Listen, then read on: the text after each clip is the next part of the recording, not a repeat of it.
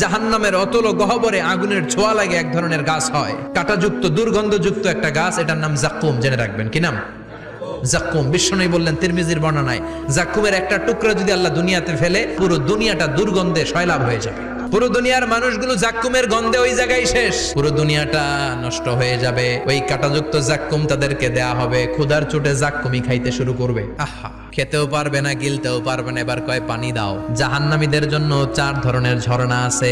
একটার নাম হলো হামিম, মানে ফুটন্ত গরম পানির ঝর্ণা। 2 নম্বরে হলো গসাক, মানে বমি। 3 নম্বরে হলো গিসলিন, দুর্গন্ধযুক্ত রক্ত আর পুজ।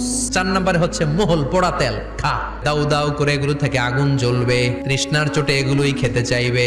এগুলোর পেয়ালা যখন মুখের সামনে আসবে, এগুলোর উত্তাপে গালের গোশত, চোখের গোশত, কপালের গোশত গুলো ঝলসে ঝলসে পানির মধ্যে পড়ে যাবে। তৃষ্ণার চোটে না পেরে ওইটাই গিলবে, যেখান দিয়ে বেরোবে কেটে ছিঁড়ে শেষ হয়ে যাবে।